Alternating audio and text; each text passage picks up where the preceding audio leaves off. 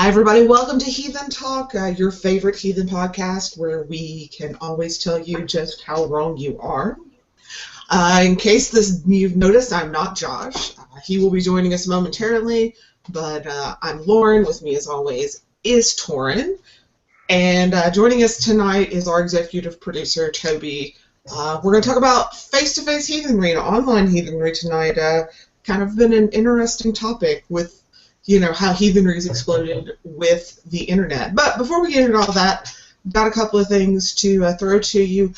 Please go and like this video on YouTube and subscribe. It helps other people find our videos. Go to Facebook and like us. We're at facebook.com/heathentalk. Actually, you can just go to heathentalk.com and find all the links to our website. And then I don't have to go through all of those. And there's Josh. And so... but definitely go and check that out. And if you get a chance, go give us a review on iTunes or Stitcher or whatever your favorite podcasting platform is. Go give us a review. That also kind of helps us find other people find our podcast. So without that, I'm going to turn it over to Toby, who has our toast tonight. So it's a continuing tradition at Heathen Talk that we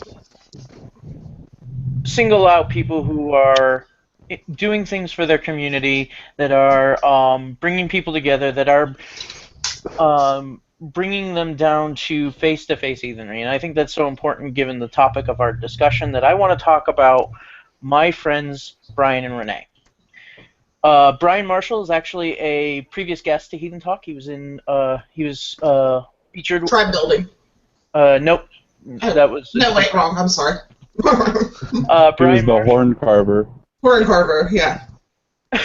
Featured in our artist show. He is a ridiculously awesome person, one of the smartest people I know, and just recently, as in over this weekend, hosted over 160 people to watch him declare his love and oath to his wife, Renee Marshall. And out of those 160 people, 2/3 to 3/4 were heathen. It was a fantastic display of community building and the way that true worth brings people of all different walks of life together. And there were liberals there, there were conservatives there, there were very metaphysically liberal heathens, and there are those orthopraxic Neanderthals such as myself.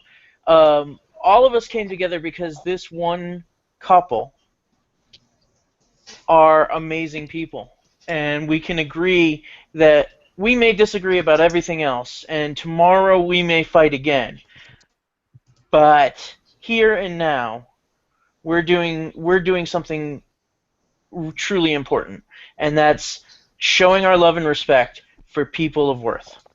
So I want to raise this glass to Brian and Renee Marshall.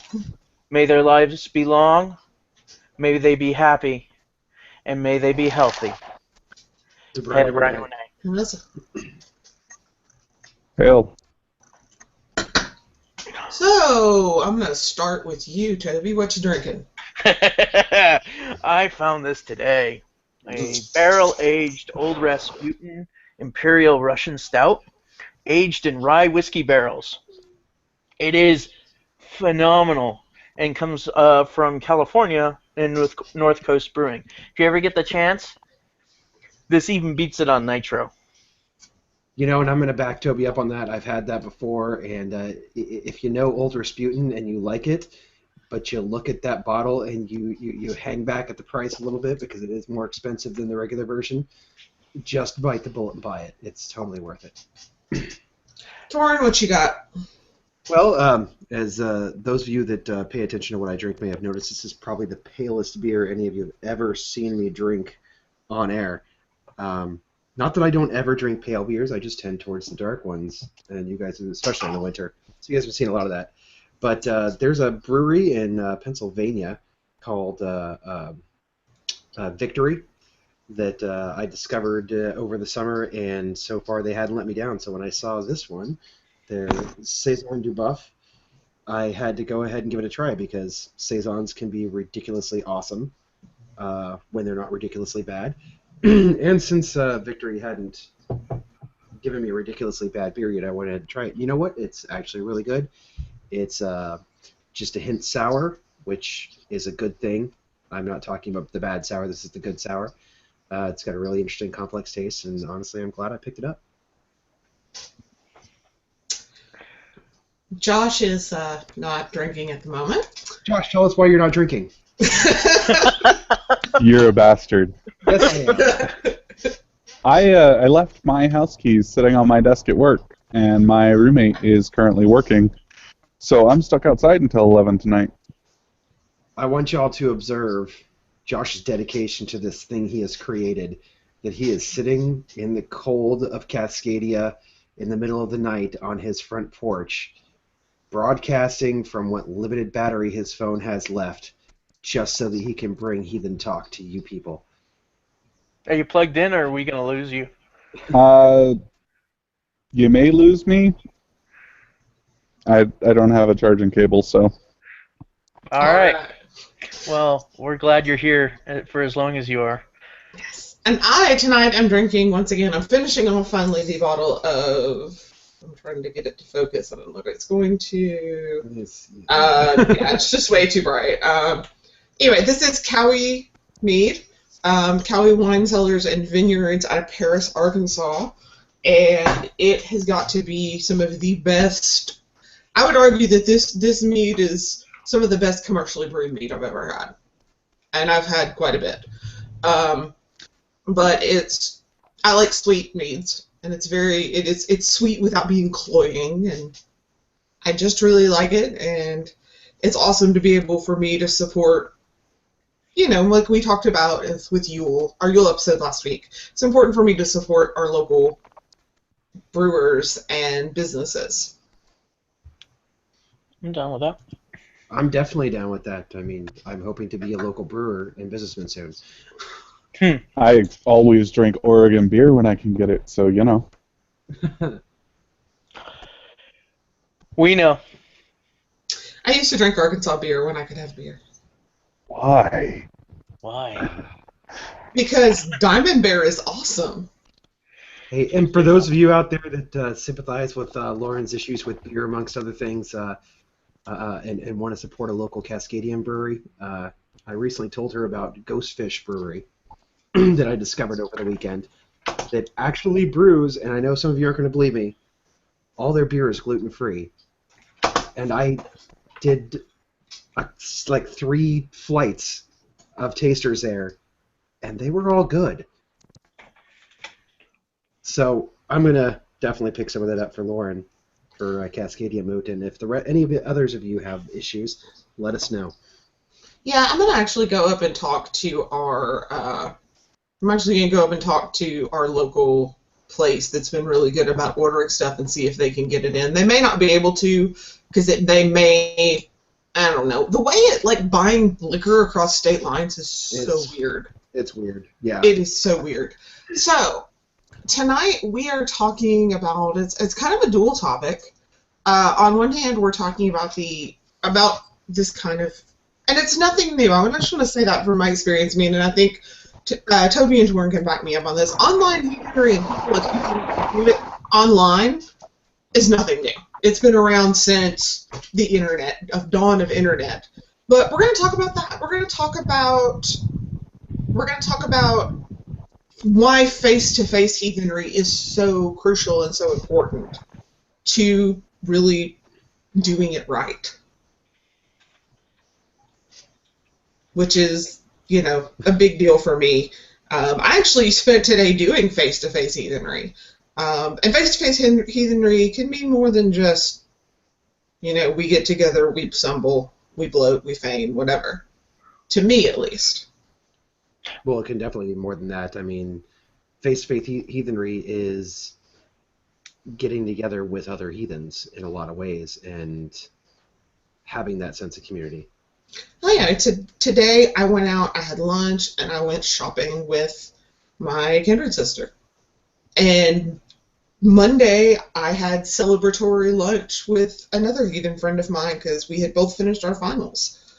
And that stuff to me is just as important in building community as getting together for ritual, which is also important. But still, if that's all you see each other, you're not going to know each other very well. Yeah. Well, the hope is that we build a life together. That a tribe is more than just a church. It isn't just about coming together to once a week or at Christmas and Easter, but rather that we are there for each other. That when we have children, when our parents die, when our friends get married, that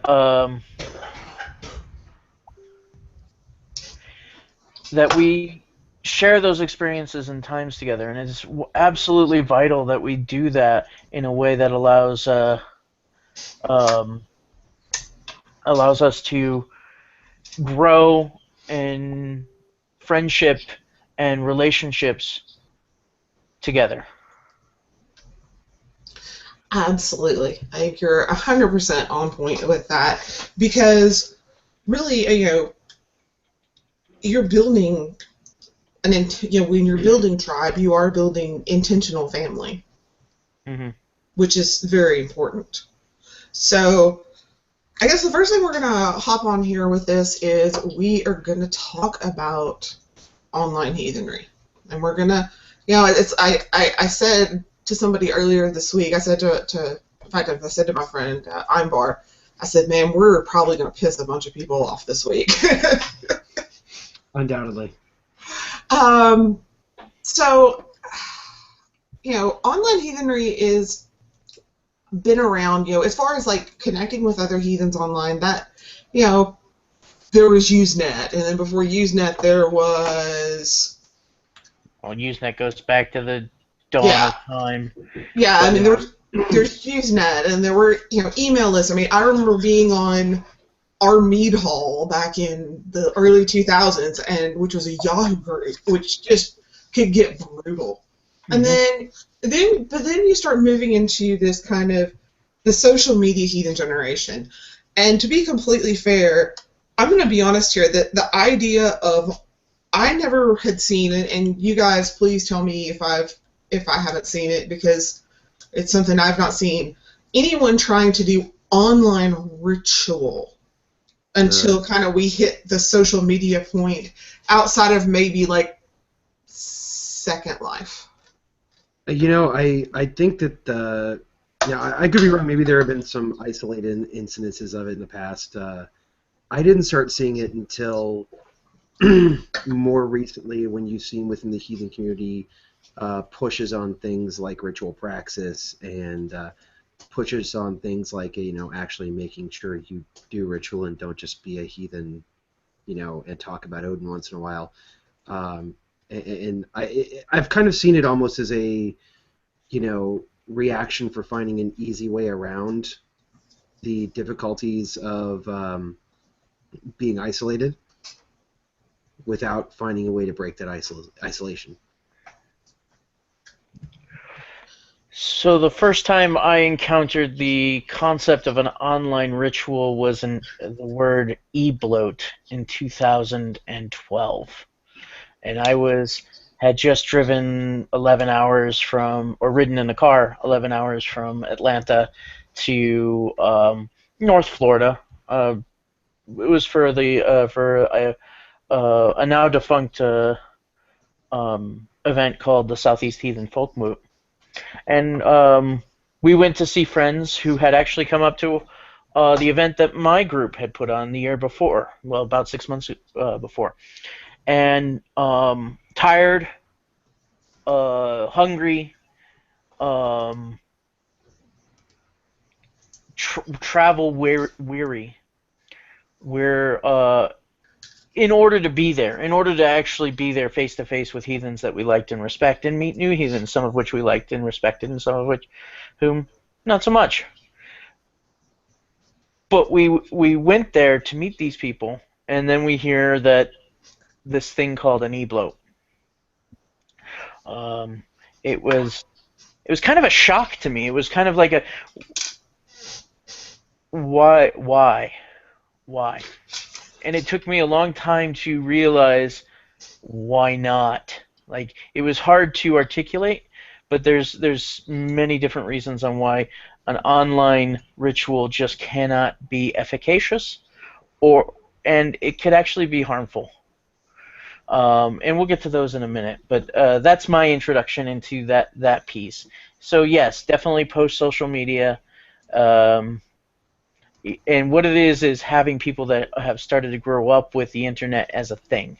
Like, I got the internet when I was 18, and I had a lot of friends, some of whom I consider very deep friends, that I met on the internet and have never met. I'm never going to be able to count on them to come to my house and feed my dogs because I'm too sick to get out of the bed, or to take me to the hospital, or to do any of this. They're just internet friends. And I may like them a lot, and I may feel a special connection with them because we've shared a lot of stories. At the end of the day, they're in Alabama, and they're in Washington, and they're all the way far away from me, and they're not going to get on a plane and come to my house. They have their own lives, and it's very important to not confuse that importance of what is and what is not true friendship and family, like in the heathen sense. I think that's important, and also you have the situation, I feel, where within this whole idea of online anything, I think we're not always the same people we are online as we are face to face. And I don't mean that as, I mean, you have like the crazy people that are pretending to be someone completely different, but I know that I can be a lot more, if I'm having to look at someone face to face, I'm not, it's harder for me to say things that I probably shouldn't be saying that I do online. I'm not as brusque. I'm not as mean. I'm not as... you just behave in such a different way, and I don't always feel it's an authentic way online compared to how you behave face-to-face. Face-to-face, it's a lot harder for me to call you names because you disagree with me. Speak for yourself, Lauren. You can ask a number of people from the internet that have finally gotten around to meeting me in person, and I am every bit the asshole in person that I am on the internet. Fair enough. But I'm more of an asshole in person than I am on the internet. Also true. But most people aren't. Josh gets comfortable, and then, he just lets it fly. And I kind of think in a way that while, yes, we have this kind of dawn of internet, and we have all of this stuff now that's available to us, I don't wonder if this whole thing hasn't... The idea that people think that we can have these families, these kindreds, it's everything completely, or these rituals online, isn't hurting... isn't really hurting heathenry on a whole, because I feel like sometimes there's a dilution of heathenry as a result. Well, so real quick, I'm going to jump in here because Toby will talk forever, and then Thorin will talk, and my cold ass won't get to. Go right ahead, Josh. There is a dilution of heathenry, because heathenry isn't just learning about and talking about the gods and being online. What we're doing right now isn't heathenry. This is a social thing. Heathenry is the moments where you're with your tribe and your kin, and whether that's shopping or doing a ritual, that's what it's about. It's not about this right here. And that's a really good point, and one I cannot disagree with. I mean, I think it's important, the stuff that we do, and I think that the ability of social networking and the internet has allowed a better level of heathenry, a truer, more authentic heathenry to get out there into the world and to be shared, and people to actually take a look at the options between, say, the hammer rite and circumambulation with fire, and be able to form their own conclusions. And inevitably, when presented and actually seeing the ritual action in play, I have never met somebody who used a hammer rite that after they watched a hollowing of the space or somebody walking it with the Weondagolder to go back to the hammer rite. It just doesn't happen. It does. I would disagree with you. You're not in the Midwest. But it doesn't happen often. Still gonna say you're not in the Midwest, but yeah. I mean, the thing is that we need heathenry wouldn't have grown at the rate it has grown without the internet, and I don't think anyone's going to argue that. But at the same time, it also kind of allows every Sven, Bjorn, and Harry to call themselves heathen, even though what they practice might not actually be heathenry. Well, True. to be honest with you, heathenry itself allows every Sven, Bjorn, and Harry to call themselves a heathen. It just, the difference between the internet and meatspace is that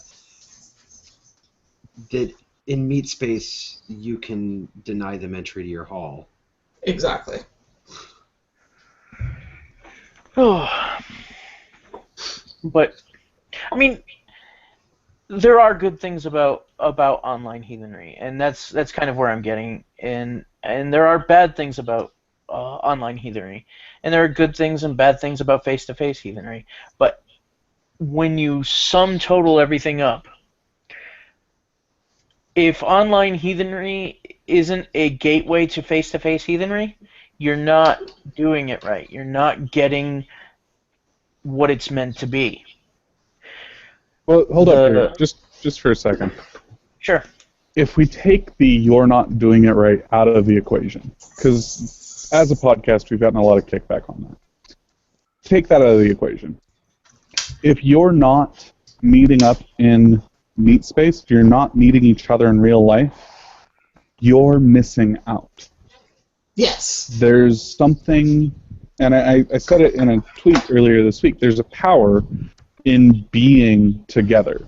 When Thorin, Toby, and I met in real life, there was a connection that we would have never had if this was all we had. And regardless of whether you're doing it right or not, you can't deny that knowing someone face to face, knowing how they look when they call you an asshole, it brings something to the table. Absolutely. Well, go ahead, Thorin. Well, I was just going to say that I know that all of us, at one point in time, in responses to questions about whether something is heathen or it's not heathen, have answered with something along the lines of, does it pass the smell test? And you got to understand in any given circumstance what the smell test is for the question.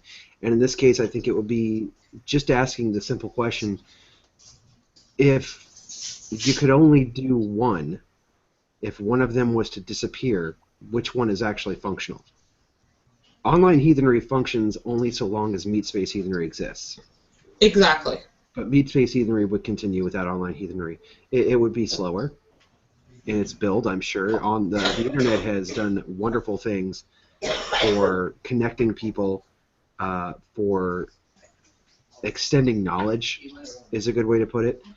Getting different minds together to figure stuff out. I know that I have done amazing, or made amazing gains in my understanding of heathenry just since meeting Toby and meeting Kevin and Josh and Lauren, just in figuring things out. But I would have gotten there eventually, or maybe my children would have. But either way it gets there. And I think that is important because it, like I've said before, Heathenry has allowed more people to have, the internet has allowed more people to have more access to good research and good sources. And to me, that has allowed more groups to grow and therefore make it more accessible to people who aren't necessarily the book hoarders like Toby and our producer Mark. I won't leave him out either. It has definitely made Heathenry more accessible to your average person that doesn't live in a metropolitan center. A lot of heathens, and we hear a lot about. And I kind of want to move us in this direction. I hear from a lot of people about how they just can't find people, and we've gone over this. I can't find a kindred, I can't find any tribes, blah blah blah blah blah blah.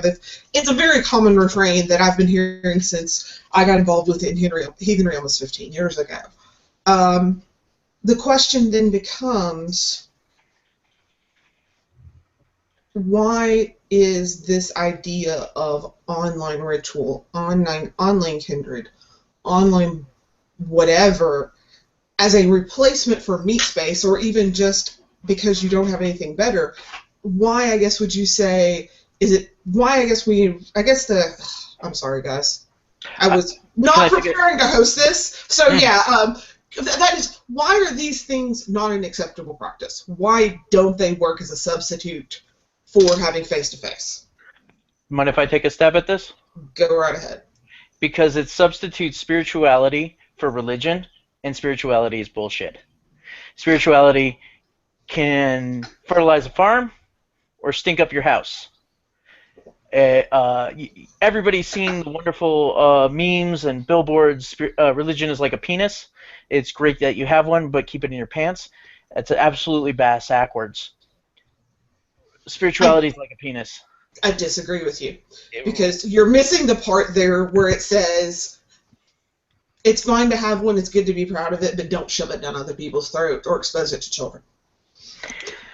But religion is a social it is social structure. Religion is the way in which we share meaning. And Josh, did you get inside?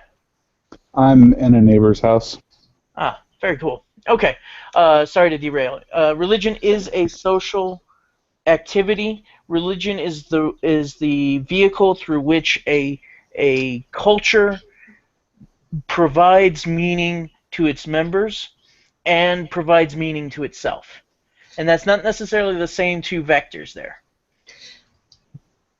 I understand that, but at the same time, my religion and, well, that's not a good way of phrasing it. My religion and my neighbor's religion are obviously not going to be the same. I live in Arkansas. I don't particularly want them trying to force their religion on me, and I think that's the point of that saying. But we're getting off track. Spirituality and religion. Let's talk about why you just can't have online. We'll start out with online ritual. All right. Why this does not work from a. We'll start out from a theological perspective, because I know you have this down pat, Toby. Okay. So our gods are not omnipotent. They are not omnipresent. They are not omnibenevolent, and they are not omniscient. They are not omni. They exist in particular points in time. They may exist in multiple points in time and in multiple times in a single place, but they do not. They are not ever present everywhere.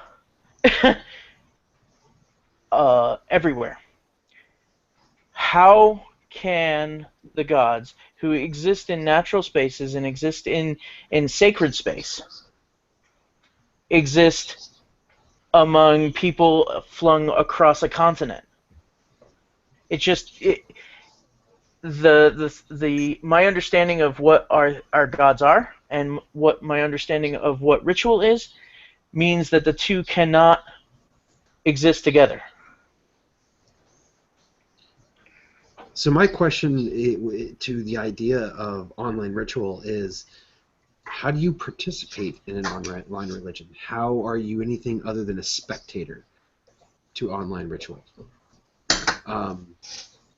there is an act that you're performing when you hold a ritual. You are entering the presence of the divine.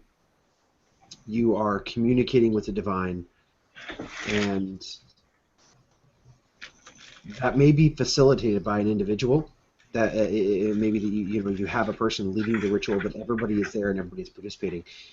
How can that be so when you are not in the same place? Toby's preparing to do a visual example, I believe.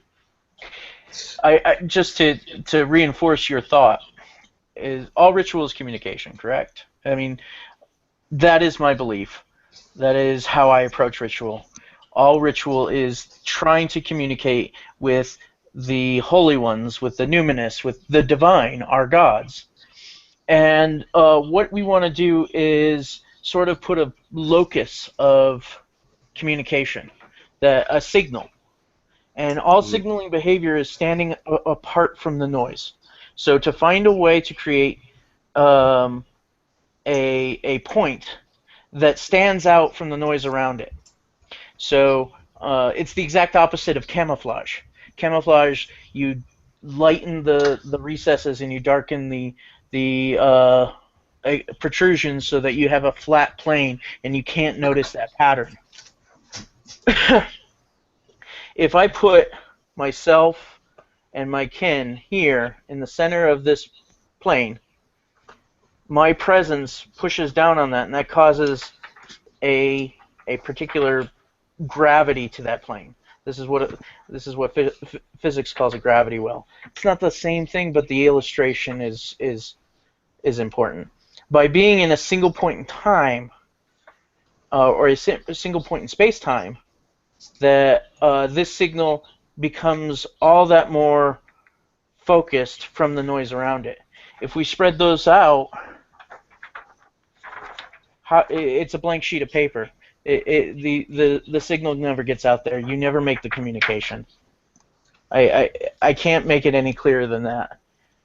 Well, even if people don't necessarily accept the physics analogy, which I get it. I see where you're going with that. I can also see how that's going to lose a few people. I have an entirely different point to bring up on the subject of holy space. When you have ritual, you designate a holy space, a place that is separate from the profane, a place that has been made sacred, and your ritual is performed within this sacred area. There's a lot of opinions on how that is done, but the fact is that it's done. How do you do that with an online bloat? You can't sanctify a chat room. It's a distributed thing. It is everywhere. Well, just like Toby was saying, it's all over the damn place. It doesn't even have a physical location to sanctify. So how do you make that sacred? You can't. So let me also put another point that is completely different from you guys. The simple fact of the matter is, my background is performing arts, and performing arts is basically an outgrowth of religious ceremony.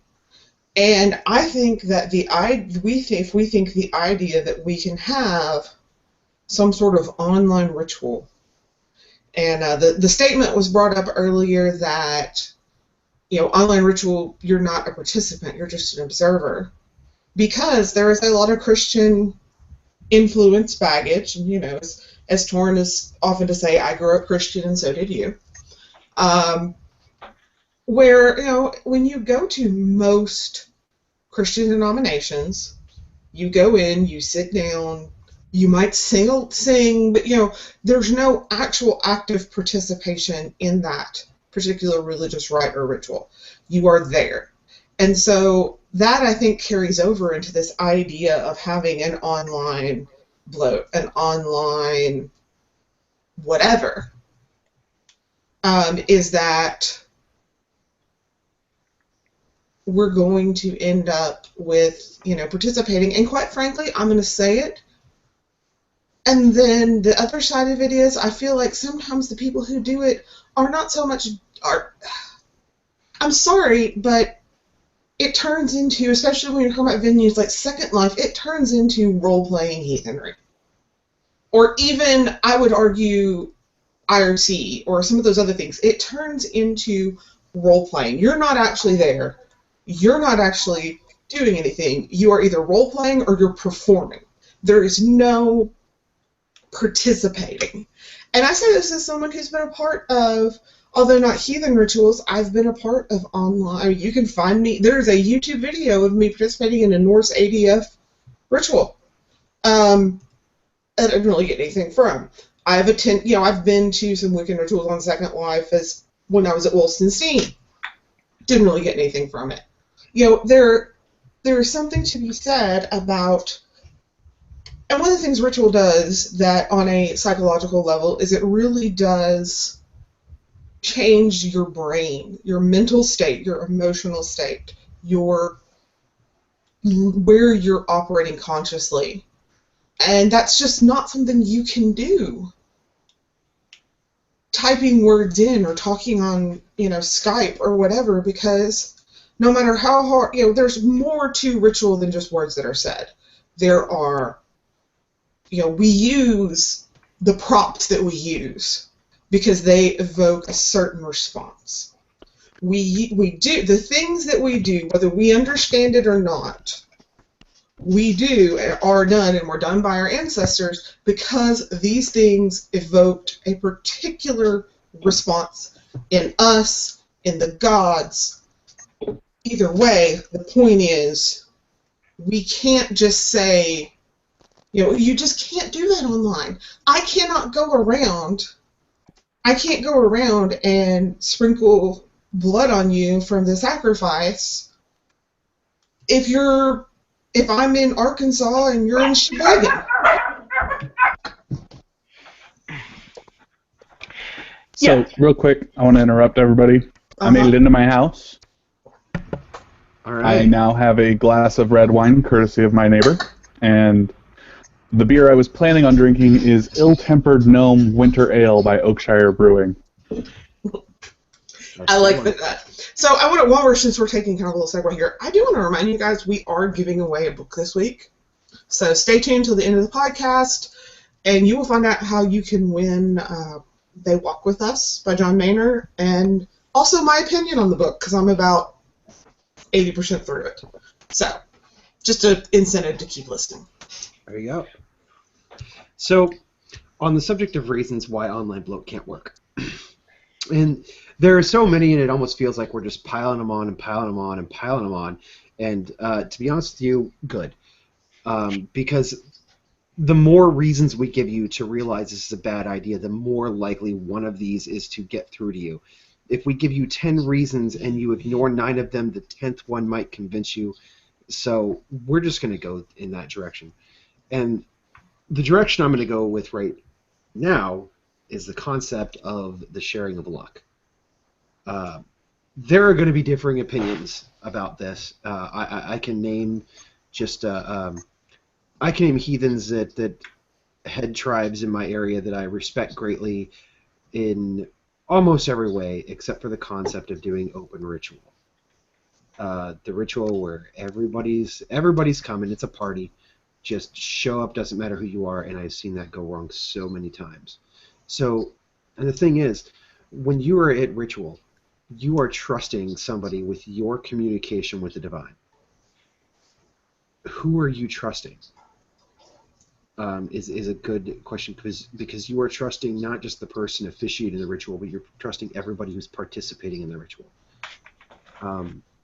I have been in open symbol, and everything's going along great until during one of the toasting rounds, somebody raises a glass to one of the roker, and everybody just kind of, what the hell just happened? And it destroyed the ritual.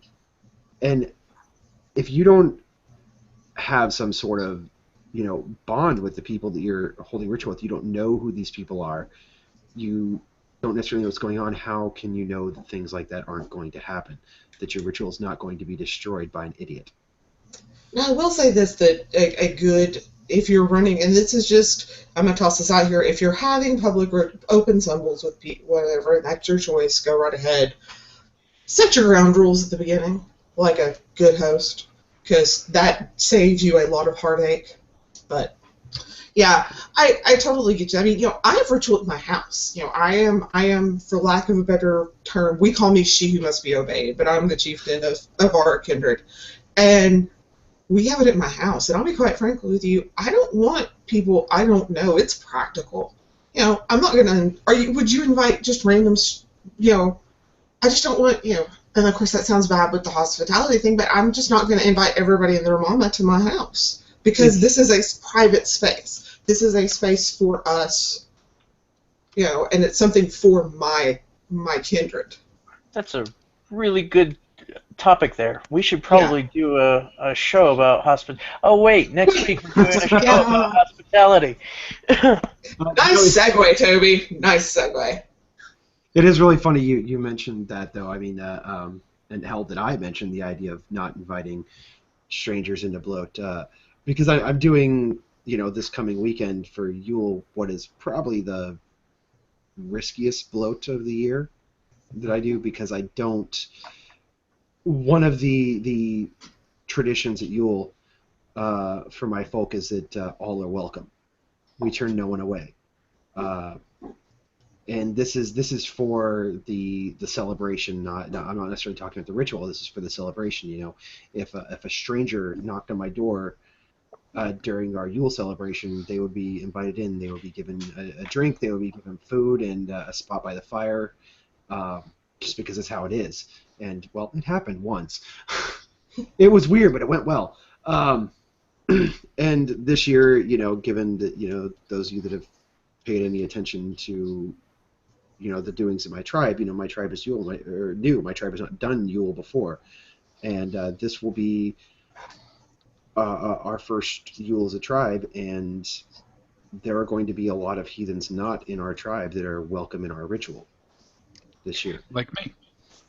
Like Josh. Josh is coming to my Yule. He's hopping on a bus at some stupid o'clock time in the morning. Actually, I'm getting on the bus at noon.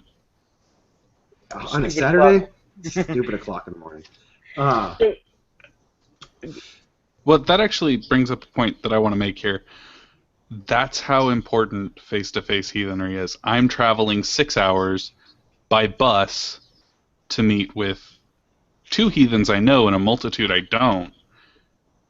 And then I'm traveling another 2 hours by bus to meet with my own heathens. Mm-hmm. I mean, the point I wanted to get with Thorin, and this in no way invalidates what Josh just said. All ritual is, on some level, dangerous. It is putting yourself into vulnerability in front of not only your folk, not only the observers in the seen world, but also all the observers and all the divine folk of the unseen. And not to pile on, but we're piling on. Another reason online ritual cannot work is you cannot maintain ritual propriety in sacred space. Let's assume, for a moment, I will give you that my ideas about having a physical space are unnecessary. That my idea that the gods do have internet access and that they can join in on this ritual.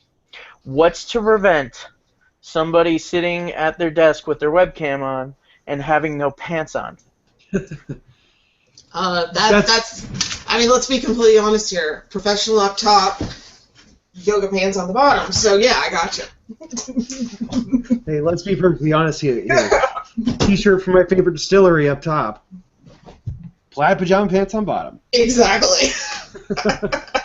Am I the only one dressed business casual from top to bottom? Josh, I think you're the only one that just came home from work. Josh, you're also the one dressed in business clothes, top to bottom. But that's neither here nor there. Y'all two make my brain hurt. I call this newscaster wear because I can guarantee you, if you watch a newscast, sorry this is a little aside, but it's kind of funny. You watch a newscast and they have a solid desk, nobody's wearing dress pants or a skirt. They are all wearing. I had a friend who was a newscaster, and he would wear a suit jacket and a shirt and his tie and gym shorts. Mm-hmm. I'll be honest with you, I'm embarrassed at how many weeks I actually bothered to put proper pants on for the podcast before I started realizing that I'm only visible from like the chest up. Oh, that said, I feel you, Toby. it's I thought I was wearing a professional outfit here. Nah. that said, for all these reasons, we've just I can't think of a particular argument, and if you've got one, bring him up in our IRC. It's currently running. Our producer Mark is moderating it. Feel free to put in the questions if you think we're wrong. I'd be more than happy to hear about it. Now, I do say this, like when I was out to lunch on Monday with one of my friends, Heathen friends, he and I were talking about and he brought up, I thought could possibly be an interesting exception or caveat to the idea of not having online ritual. And that is, you have a kindred, it is an established kindred, you are having some sort of ritual, and you have a member who is in Afghanistan. You have a member who is physically simply unable to be there. And the thought was, because I kind of agreed with him on this, because you already have this established luck and relationship that what you do in that ritual is going to affect them anyway, it wouldn't be that big a deal to Skype someone in to see the ritual at that point. And I do think that is I will say that's a pretty fair argument, and honestly, if it came up in my situation, I don't know that I would have a big issue with that. I can think of knowing young men and knowing young men in the military, I can easily see about 4 bare asses behind that poor guy, slapping and bouncing and just. Well, but I mean, somebody who's in Germany and an Air Force base in their own apartment, or we can sit here and whittle away and find these things. The point is, I could see kindreds finding a reason, or tribes finding a reason to do something like that, and that to me is not online heathenry. That is a tribe choosing to do something to include someone who is unable to make it. I'm going to speak up here because I think my tribe is the only one represented that has had a situation like this come up. One of our members joined the Navy, and she was. We didn't put on online ritual because the ritual was tied to the sacred space. She was always welcome. She was always considered a member, but the thought was, for her to be part of our ritual, she needed to be here. We tried to help her find people there to do rituals, but again, it was for meat space. Ritual is for meat space. But then, again, I guess the argument I have is, what about the side end of just observation? Okay, so I have a point here that actually branches into the historical. Because I believe that in a certain manner of speaking, our ancestors did deal with this. And that's the subject of Valhalla. And what Valhalla is and why Valhalla is.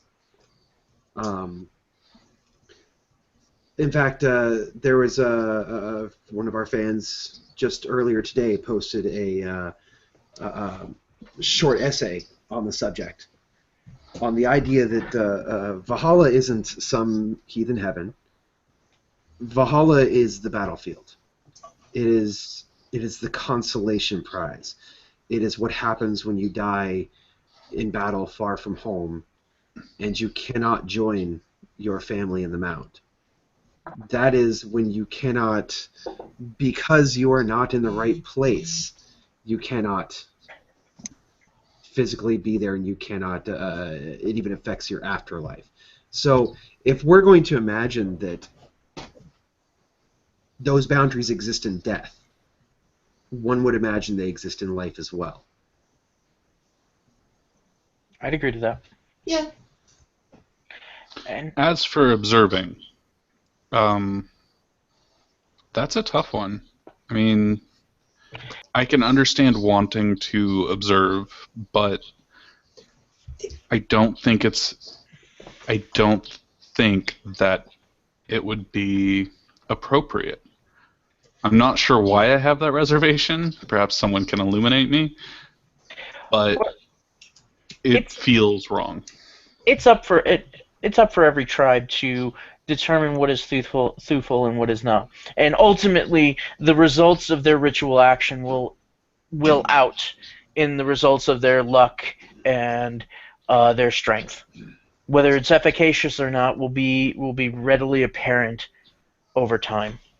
Right. Well, and one thing that I want to say is I can also see it's going to be, I know in my thinking it's also going to be somewhat ritual dependent.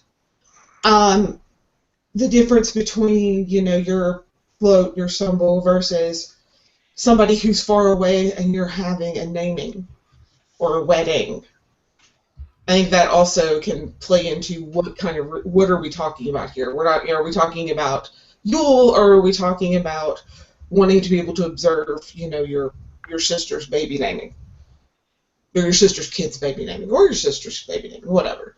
Well, I mean, again, I have to agree with Toby on his point that this is going to come down. Yeah. The observation thing is going to come down to the thew of the tribe, in trying to speak to it as in an effect sort of way, in how I think it is a effective or not effective, or what effect it has in a ritual sense.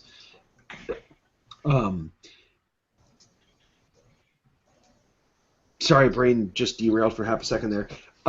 Think about it like the Mona Lisa.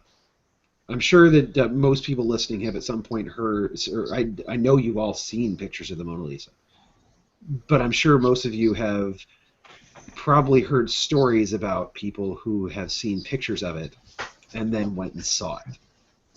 There is a difference between being physically with something or just observing something through a different medium. It's all of the effects aren't there unless you are there. I would agree, but at the same time, I would argue that when you have something like a rite of passage, there's also tribal importance that someone wants to be there, even though they can't be there physically. They want to at least be there and observe in some way that they can, and that helps bring. I feel like sometimes that helps build tribal bonds as well. Ultimately, it's gonna. Yeah, we're not gonna agree on this. Is what it comes down to. But Yeah. I mean, I guess because for me, and the reason I bring this up, my grandparents were both passed away this year, and when I got married to my husband 2 years ago, they were not able to make the 12-hour car ride to come to my wedding. And they were heartbroken about it. And so my sister-in-law and my uncle, we worked it out so that they could watch it via Skype. And even though they weren't there physically, I know that it had a profound effect on my family because it made them happier. Because it made my bond with them stronger because they were able to at least feel like in some way, shape, or form they participated. And I guess that's where I'm coming from with my particular argument is sometimes the tribal need and the family need can outweigh the ritual need. well, I mean, rites of passage do not involve hierophanies. It's a different kind of ritual, and again, if somebody wants to have a Skype session with their missing relative in a house cult or in a family rite, family rites are inviolable. House cult is inviolable. It is above reproach. It is by definition whatever you choose to do is correct for you. But what started this all? Online bloat. Oh yeah, online bloat. Online bloat is. Well, I don't know. I guess online bloat is crap. I just was trying to push, the conversation I had to kind of make us talk more than just, the same, all of us agreeing on things. I want to get to a point here, and I know that we should move to talking about the good things of face-to-face heathenry. Yes. But there's a specific reason that this topic was important to me, and I mean, due to circumstances, I've been relatively quiet. It is vastly important that when you see people doing something that ultimately hinders the growth of what you're doing, that you speak up. And the simple fact is there are people who are attempting to connect with the divine through the internet. They're attempting to bind communities over vast distances via ritual over the internet, and that simply isn't done. Not can't be done, but isn't done. I agree. Yeah, I'm down with that. Yeah. So, Well, I mean, it's kind of like the, to draw all of these together into one single comment on the concept of, people, for example, military folks that are away from their family, you can Skype your family and you can say goodnight to your kids, but you can't hug them. no. That's so much better than my analogy. Well, and to me, it kind of comes in also to and we've talked about it before, about what is important about being face-to-face, if I can segue us over there. I can read every freaking book about heathenry there is. I can have the largest book hoard. I can have this entire room full of nothing but books. That does not mean that I understand ritual at all. Because, knowledge changes over time, but experience is what's really going to build heathenry. It's not going to be, what comes from the text, which are important. But, if you've never been to a symbol before, you can't really describe it. I mean, it's like having someone who was born blind and has zero vision trying to describe the color orange. They might intellectually understand, but yeah, it's not. You just can't until because it's an experiential religion. You just can't really parse it until you experience it. So let's talk about what's good about that. Where the lessons and the growth come from in meeting face to face. I have a great story about that. Go for it, Toby. Look at him; he's practically bursting.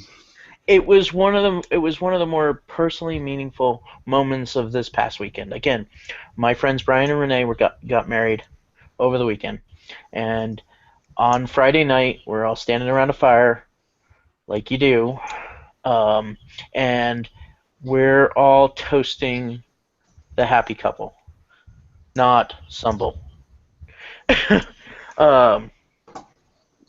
And Brian went around the fire, and this is also another great example of why he's one of the smartest men I know. He goes Atlanta, Georgia, Dunwoody, Georgia, Dallas, Georgia, Hickory, North Carolina, and he goes London, England, Boise, Idaho, and he goes on and on and on. There's 45 people in a circle around this fire, and he gets every single one of them right, and he lifts us all up. And the impact of that is that all these people from as much as 5,000 miles away have come to this one place for this one person, and that is, or these two people, and that is so much more meaningful and not objectively meaningful than what we're doing right now. I'm sitting in my house in Boise. Thorin's in Seattle. Josh, you're in Portland. Lawrence and Eugene. Little. Eugene. Portland I'm Little. not that hipster. Yes, you are. But the You're point. so hipster, you're too hipster for Portland. Ouch. The The point point. stands that what we do as this podcast, I think it's pretty important, but it does not hold a mouse fart of a candle to the import, both personally and to the community around Brian and Renee, than going there, traveling that distance, attending that festival, and taking it home with me. I mean, and I totally am 100% on board with you because you build bonds face to face that you just can't build online. And especially when it comes to within religious community. And I think that it's just so important to be able to look at someone and say, you're sharing a word and to get to really know them and have those opportunities to raise a horn and to gift and to hear these stories, and then that builds. Whereas, I share, in my experience in symbol, hearing someone tell a story online about how they lost their husband does not move me to the point of seeing someone share in symbol right in front of you. I'm sorry, guys. Because that's how moving this is, that I'm tearing up. Their grief and their joy in the community that's supporting them, and it's just such a huge difference, and it's just something that cannot be replaced, that bonding that you get. Well, last week we talked about Yule, and we talked about getting together.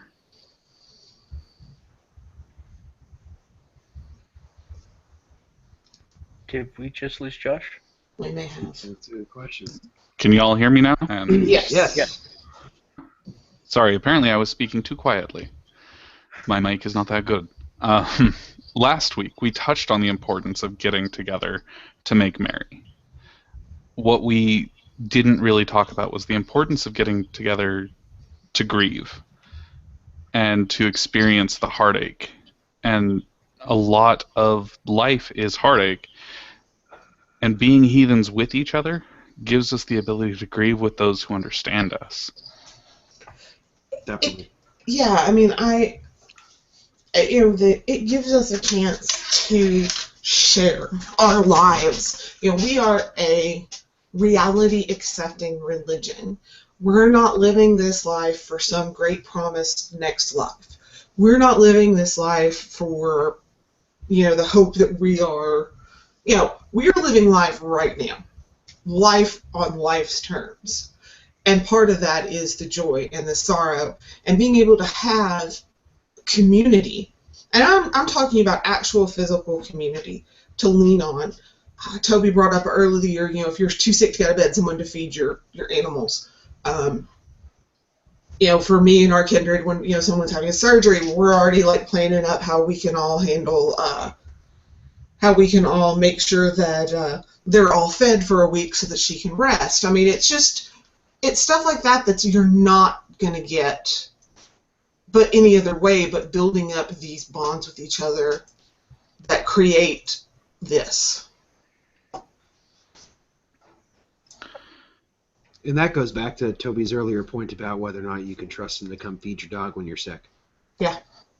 I love Toby, but I'm not flying to Boise to feed his dog. That's Exactly. my point exactly. Yes. And we've talked about this a lot, off air amongst ourselves, because we don't just, contrary to popular belief, we don't just get on here for an hour and a half once a week and talk with each other. We're all pretty good friends on the internet, and we talk with each other every day. And, we're hoping that, at some point in an undefined future, maybe we can be in that situation where we can trust the other to come feed our dog. But that's part of the beginning. And so we're talking about the fact that, yes, there are a lot of negative aspects to the idea of online heathenry, but there are some positives too. And one of those positives is that I have these people that I can hope will become part of my physical community. So and work hard to make it so. And work hard with exactly. you. So guys, we have a few questions that got posted on Reddit earlier, so I kind of want to get to some of these because I think that they are pretty important and are stuff that, especially this one particular one here, that I think really is going to tie into what we're talking about with the good things. This is from Shieldmare, and we hosted her on our ladies night podcast. Something that she wanted to hear that I hadn't discussed. How do you make your? I'm not gonna. It's pretty long here, but I'm just gonna hit the high point of this. How do I make my kindred worth traveling to? And this that's here. How do am I hospitable enough? Is there something to learn?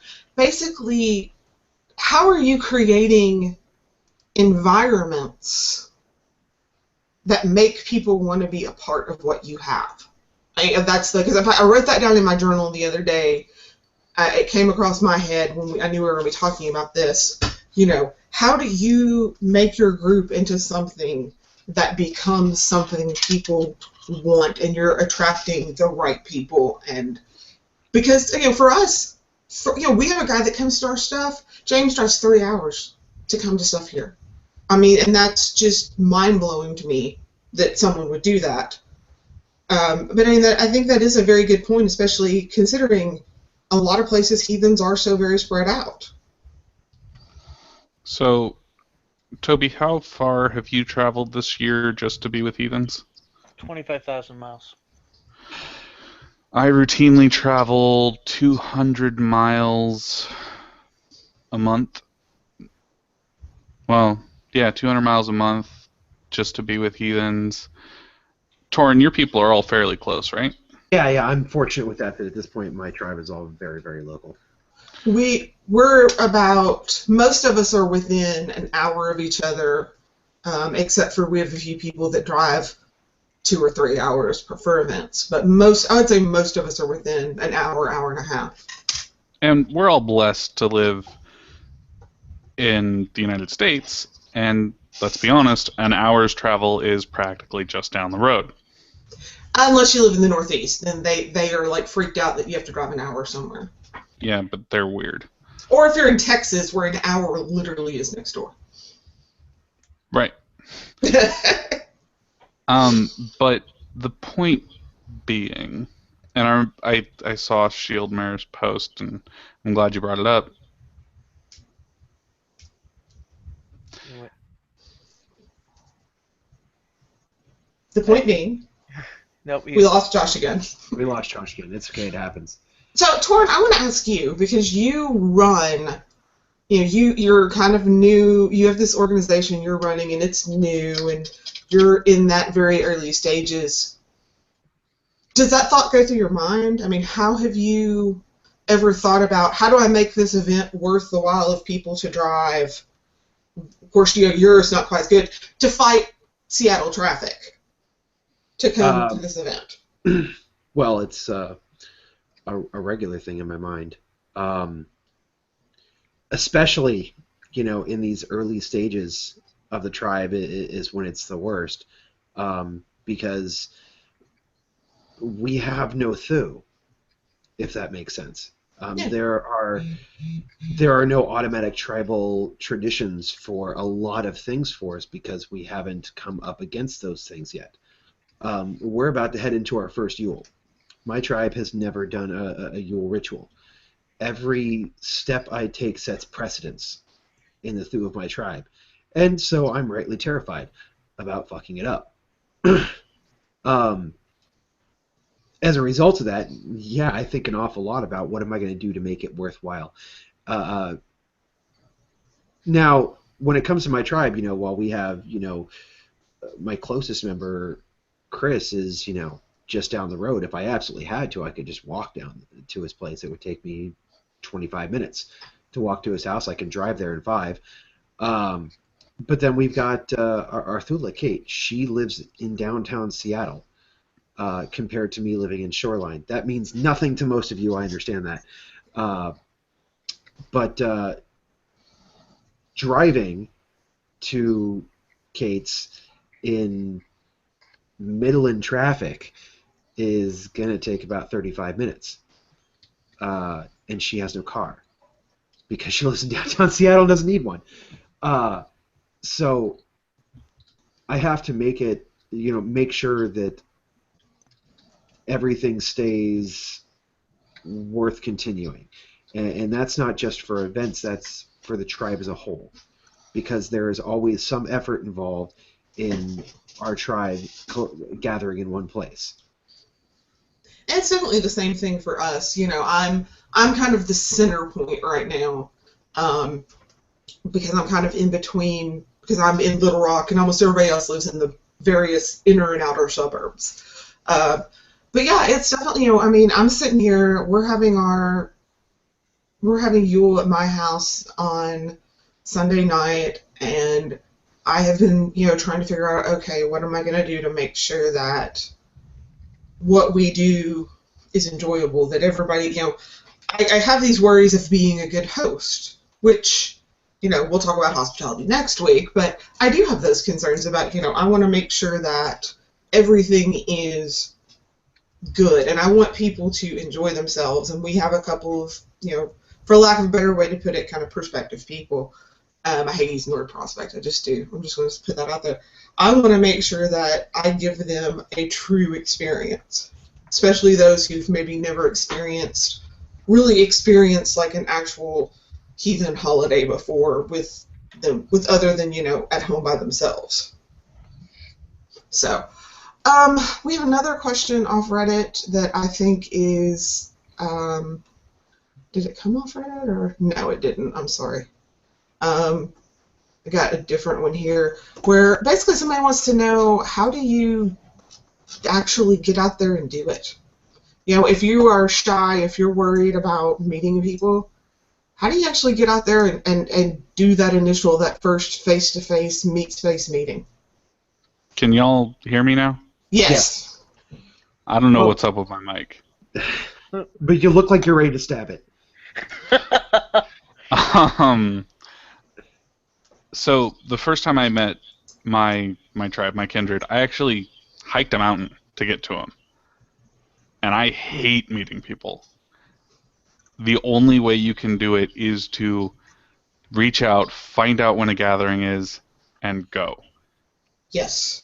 I'm not expecting everybody to hike a mountain, but if that's what you got to do to find community, then that's what you got to do.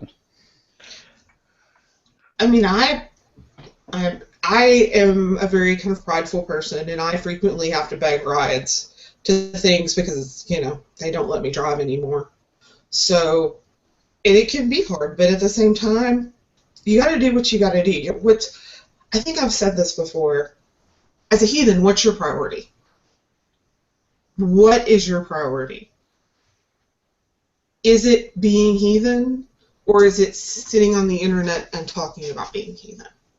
Says the person who's currently sitting on the internet talking about being heathen. But the point still stands. You have to make your priorities. Well, Toby, go ahead, Toby. I want to let Toby hear because I know Toby, and I share this.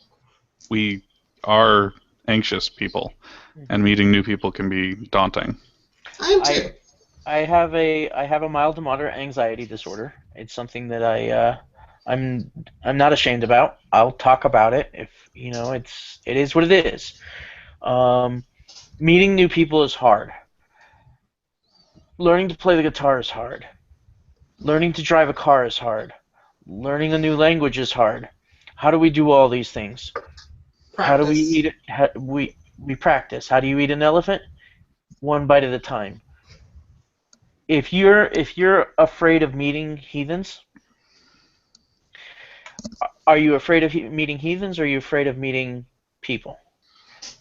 Because if you're putting all this mental and emotional and spiritual energy into meeting heathens, maybe you should practice meeting people first. And just learn to go have lunch in a public space by yourself. Learn to say hello to a stranger on the street. All you have to do, go up to 3 people and say hello. Don't have to take it any further than that. Little baby steps. Practice, practice, practice. And I'm going to put this out here for you guys, and I've reached out to several people. I was diagnosed in 2012 with agoraphobia. It is very hard for me to be out in places, especially go places by myself. If you're having issues, I'm sure any one of us would be happy to talk to you and say, hey, I understand. I am happy to talk with you. I'm happy to say, hey, this is what worked for me to help you get past that. Because things do. I'm not a medical professional, but I'll be happy to tell you, hey, go see a therapist. And to be honest, if you talk to me, I will be more than happy to listen to you. I will be more than happy to share in your emotional distress. But at some point, I'm going to say, you need to talk to somebody who is professional and licensed to help you with your problem. All I can do is listen to you. I can't give you the tools that you need to grow as a person. And to be honest with you, that conversation is going to happen pretty damn quick. To be fair, I would recommend. There's a couple of books I would also recommend for people, but that's neither here nor there. Marcel has a question, and we all love our friend Marcel. Or go ahead. I'm sorry, Josh. No, I was saying uh-oh. Marcel wants to know about the problem with internet heathens. Do you guys think the problem will be solved by itself with time, or do we actually need to do something to end this problem? I'll give you my favorite answer. Yes. Yes. I'm going to give you Thorin's real answer. We can't win. We may be winning, but we can't win. Because there's always going to be this new person who shows up and thinks that they know everything about heathenry and try the same stuff that's already been done before and shown doesn't work. Because if we as a species are good at one thing, it is repeating our mistakes. And here's the thing. When you're fighting a battle against stupid, you cannot win the war against stupid. There will always be stupid. It may be a new stupid next time because you've finally beaten this stupid, but there's always going to be new stupid. Heathenry is no exception to that. If you want to get some real-world examples of this, look at literally every religion ever, anywhere, that has been around for any length of time. The longer the better for illustrating this point. As these religions get older, as they figure out their tradition, they figure out their ritual as they go along, new forms of stupid constantly pop up. Well, perfect example, spiritual Buddhism. How many people in this country have no clue what they're talking about when they claim to be a Buddhist? Yes. There's no other thing to say to that, but yeah. And that's, even Christianity, look at the vastness of, you've got everything from hardline, militant, to you have the most, kind of fluffy, to use a word that's kind of loaded, to middle of the road. I think you're always going to have that in every movement, whether it's religious or Star Wars fans. And they must be destroyed. Yes. They must be destroyed. They must be destroyed because if you don't destroy them, just letting the stupid hang around isn't going to stop the new stupid from showing up. Mm-hmm. If you don't destroy the old stupid, the new stupid's still going to show up, and now you have two stupids. You have to do, stupid pest control. Yes. You have to come in and spray for stupid every once in a while. Yes, stupid multiplies exponentially, so you have to keep the population down. And that is what we're trying to do here today, is to do our best to destroy this stupid so we will have the energy and the time and the ability to fight the next stupid that pops up. Even if that stupid is some of our own stupid. True. That we realize in later times was stupid. That happens. One thing I do want to jump in here and say to Marcel, because he says, do you think this problem will be solved by itself? I think so. I think a lot of my other friend Brian Smith of White Marsh, also a previous guest, said it. A lot of these new heathens that come in with these stupid aren't gonna be heathen after 4 or 5 years. Right. Because it's hard work, and right now it's new and shiny, and ooh, I want to, and there's this leadership gap that I see at the top of Heathenry, and I want to jump there because it's going to fulfill me and it's going to give me what I'm missing. And then it becomes hard work, and then it becomes painful and a slog, and you're hip deep in mud and muck, and I'm not going to do this anymore because I'm not getting fulfilled, so I'm going to go be a Celtic Reconstructionist. I'm sorry to my CR friends. You're next. I'm going to say this, and I'm going to own up to my own past here, that in a different place in my life, I was very much like that, because I had my own mental issues and this, that, and the other. And I think what you're going to find, in addition to what Toby is saying, you're going to have people like that, and also you're going to have people who grew up. You know, they start out here, and then they have these epiphanies, which is kind of where I'm from. Oh, Heathenry doesn't work that way. Oh, well then I guess I probably, you know, and then you change, and then you evolve, and then you go from trying to run giant public stuff to, damn it, I don't want anybody in my house. Yeah, we were all like that, Lauren. Yeah. Every one of us. Pretty much. Exactly. I mean, when I look back at the derp that I used to believe, and well, I'm just only going to do this because it feels right. We were all like that. And, well, you know, I mean, you gotta, the whole point is you just gotta keep trying and keep learning and keep educating yourself. Keep looking for your own stupid at the same time that you're fighting other people's stupid. And you know, I can look at an incident just from earlier this year in my own life. A guy I know, he's an ancient guy. I respect him immensely, and when I was a baby heathen, he was one of my role models. And I had a conversation with him earlier this year where I realized that he had stayed static, and he was still putting out first-gen heathenry, and that now he was listening to what I had to say, and he was actually learning things from me, and I'm just amazed he didn't tell me to shut my young mouth, honestly, because I know him. But that's the thing, is rarely do we get to see those nice little, you know, wrapped up in a bow examples of how these things work, but I got a chance to see one, and it just reminded me of how important it is to keep constantly examining the reality of my own beliefs. Hey, that's an excellent question. Let's get here to Skullgrim's question. For those heathens who are solo practitioners, either by choice or necessity, what kind of heathen rituals are appropriate to perform without a group? Josh, why don't you start off with us?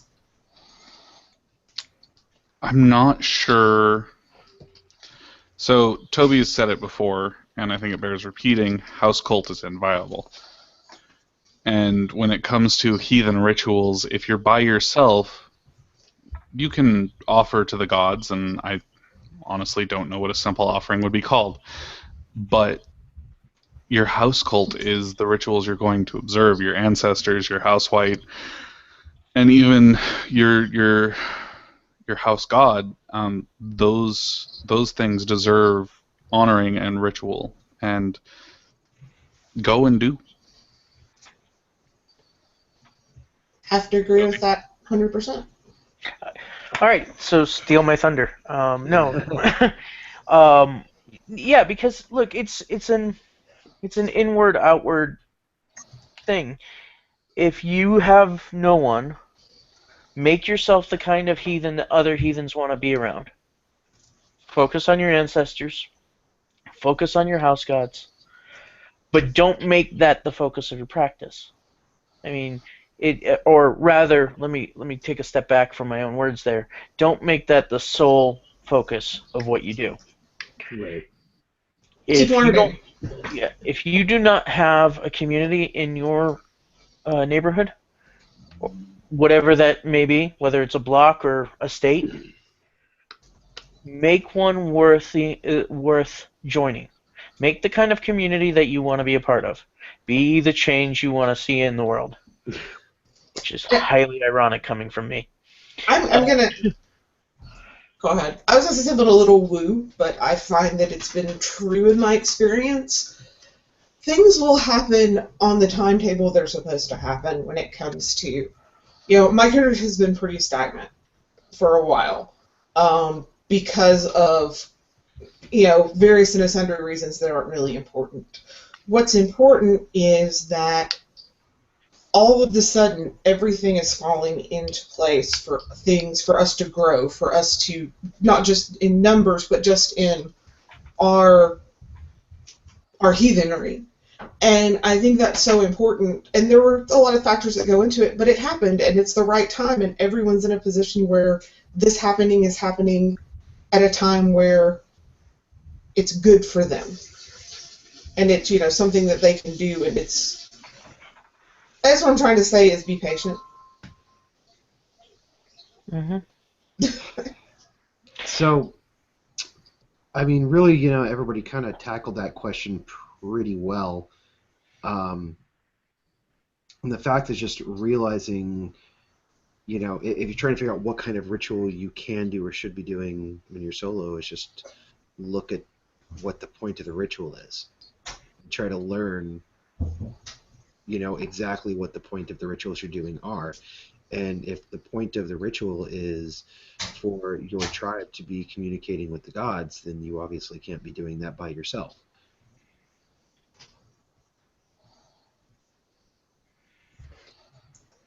Well then.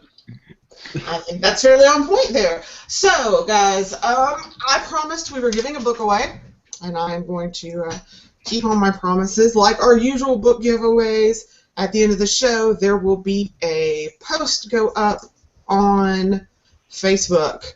Comment, share, like that post, and we will choose someone. Do it by midnight, or let's say noon Pacific a week from today. I'll put that in there specifically. We'll pick a winner, announce it on next week's show, which we are going to be here next week and we'll be live. And the book you're winning, it is called They Walk With Us. It is by John Maynard. I got a preview copy of it last week, and it's really good. It's basically a collection of kind of modern parables. I believe he refers to them as no shit stories, as in they start with no shit, this really happened.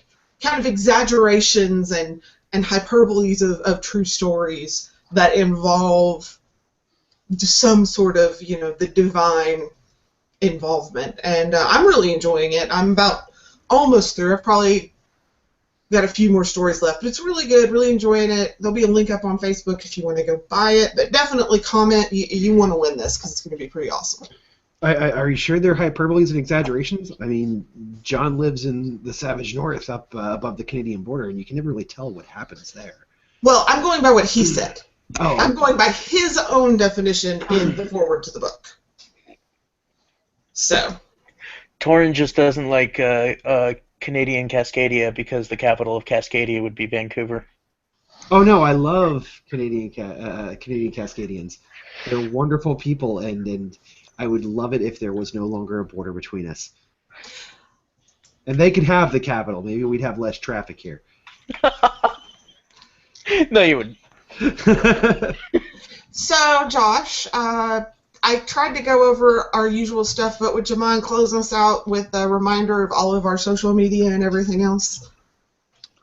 Facebook.com/HeathenTalk. Go, like it, comment, do stuff. Twitter, at Heathen_talk. Lauren mans that, and if you tweet at it, she'll talk to you. Some of us have our own personal Twitters, and if you find them, good for you. They're in the description of Heathen Talk, of the Twitter on Heathen Talk. So if you find us on Heathen Talk on Twitter, you'll also find our personal Twitters. Heathentalk.com. Please go to our website. I don't know why, but go there. We still have vendors that have discounts up through the end of the month. We do. There are still vendors. Go check those out. Last thing I want to get to, this is really important. I owe y'all a Christmas tree. Yes. Yes, you do. And by the way, thank you to everyone No, you who don't. worked Wait a so minute. hard. No, he doesn't. Stop all this. You don't owe us a Christmas nothing. You owe us a Yule tree. You do. I owe you a Yule tree. Josh And was as raised Christian, and so were we. I really Yeah. was. As you can see, the only tree in my room is right there on the best flag in the world. I will be getting a Yule tree tomorrow. There will be pictures. Find the Instagram, and it may have them. Find my Instagram, and it will have them.